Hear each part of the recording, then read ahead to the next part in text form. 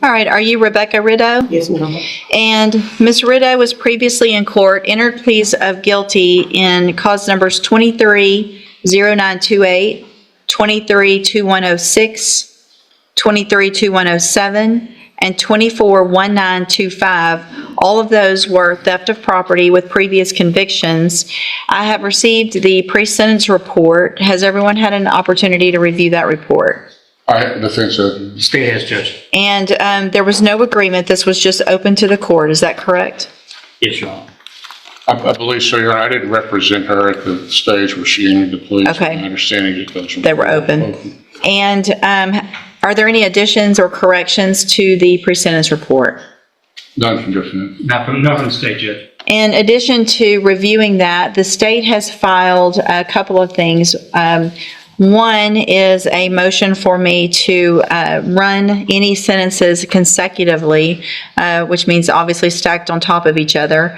And I think I could do that in, I think 2106 and 2107, maybe not, but the other ones I can. Is that, are they different dates? I think they're all different. Are they? But Hold on, I'm looking. Yeah, they're different dates. let me make sure. I think all 4 of them are. They are.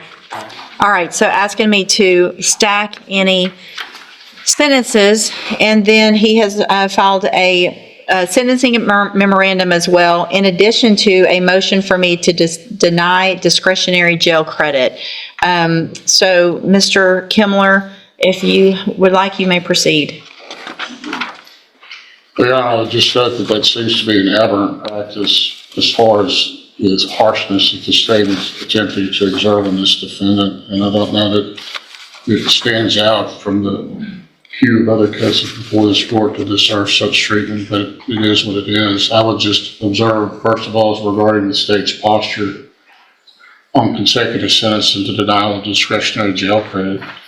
Defense certainly has criminal history, but it's not to such an extent or degree in the circumstances the individual cases aren't such to the extreme degree that it would warrant accumulation, and certainly the denial of her jail credit is something that is problematic. I don't know exactly which jail credit the state is attempting to deny her, but obviously if she's been in pretrial detention on these cases, it seemed that she would be entitled to that jail credit without much controversy. What grounds the state would be attempting to deny that, I don't know, but of course we would argue that she should receive credit as every other defendant before this court has for the jail time credit that they've done pursuant to these cases.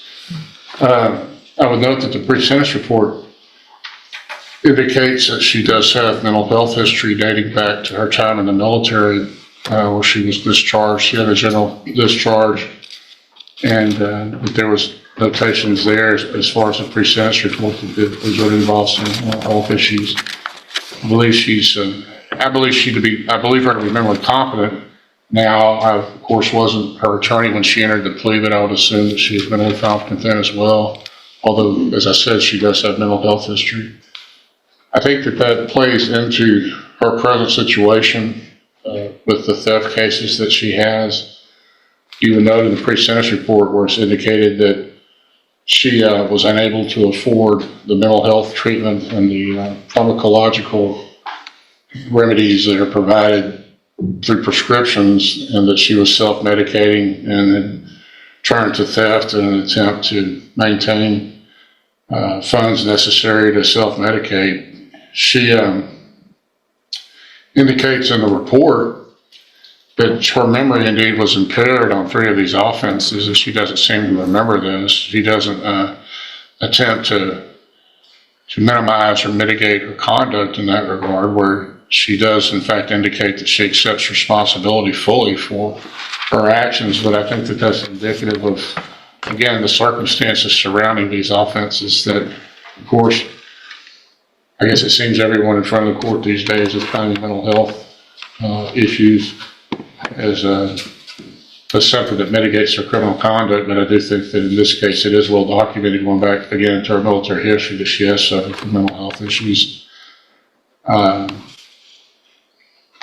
I think probation is an option with the court. Obviously, these are state jails, and the court can put her on probation.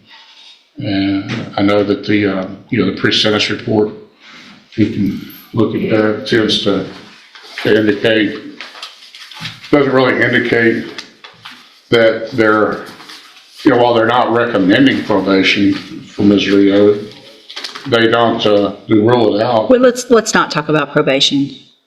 Okay. Yeah. All right. I'm sorry, but there is a paragraph where. Well, it is an option, but that's not realistic on what's going to happen today. They were mentioning that she'd be assessed with a specialized mental health caseload. I understand that. So just to note that is in the report. Thank you.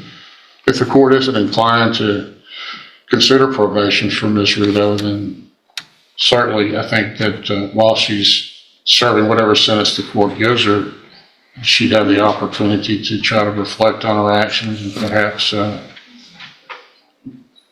reassess those, where she is with this, and as far as addressing her mental health issues when she gets out, that she'll be able to do that and maintain her law-abiding lifestyle. She has maintained employment, I think 3 years for the city of Beaumont, if you will. Is that right, Ms. Rio?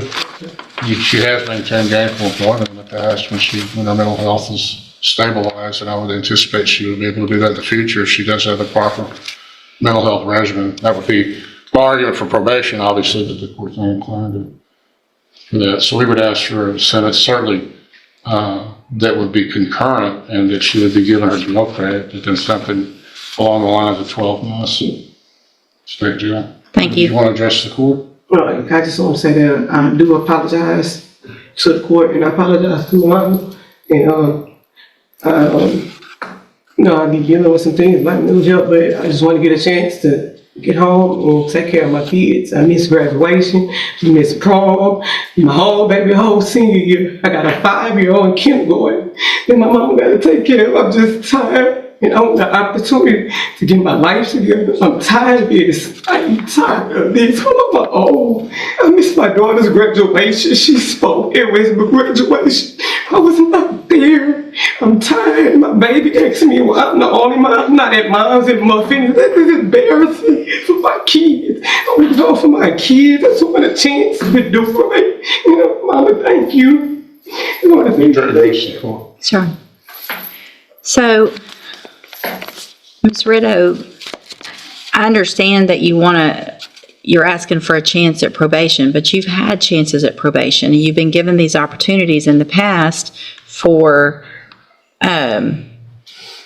any kind of help and treatment and all of those things, and all of those probations were revoked.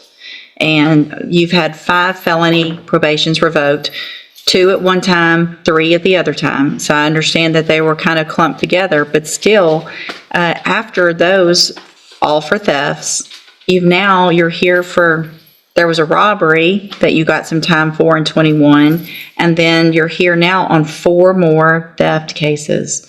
And so, I mean, it's unfortunate and it's sad for your family, but no one put you here but yourself. Mr. Judge, you Coleman, I know what you're... Yeah, you've essentially hit the things that I want to hit. That in addition to what I put in my sentencing memo, I won't belabor that, Judge. The only thing I would add is she says she's tired of this. I tell you who else is tired of this. It's our local store owners and business owners who are tired of people just walking in and taking what they want from them. She stole from a sporting goods store, from JCPenney, from another clothing store on a couple of occasions. They're tired of it too. They're the same old song.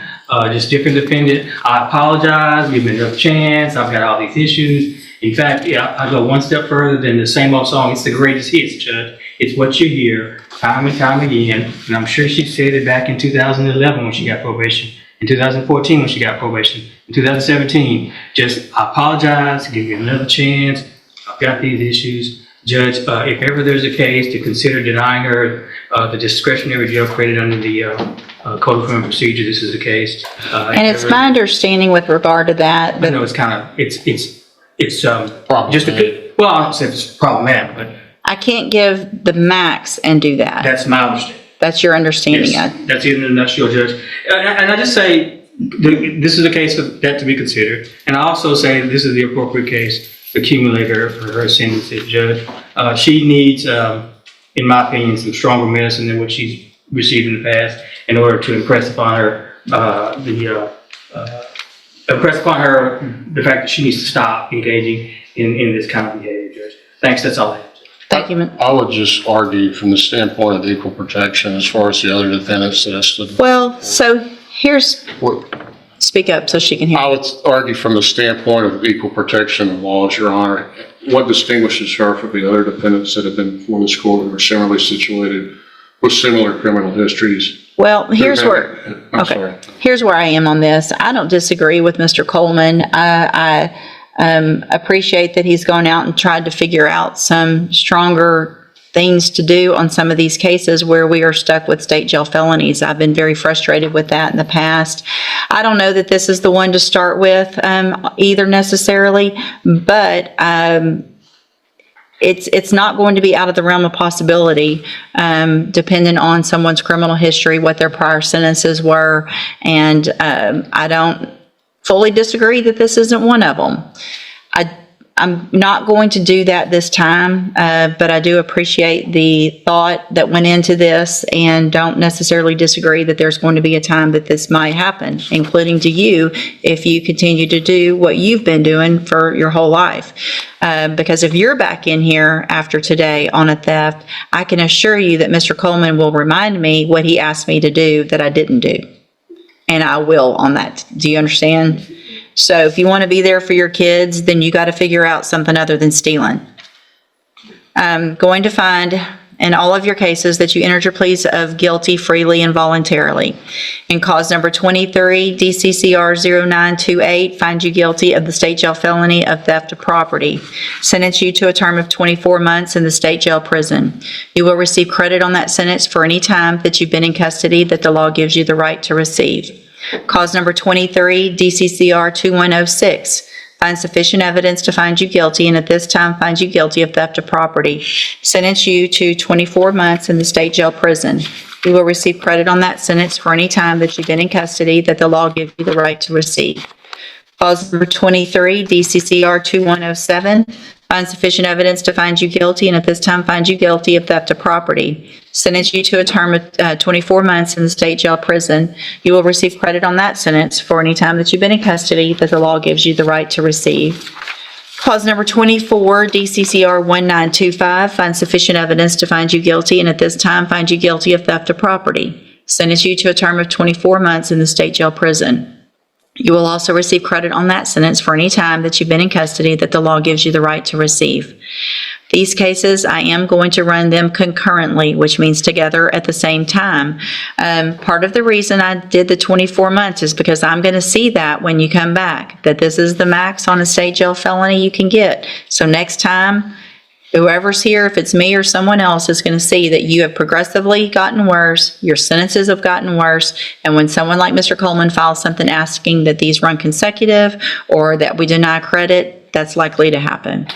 I'm handing you in all four of your cases the trial court certifications. These show that these were not agreements, and so you have not waived your right to appeal. You can talk to Mr. Kimler about that.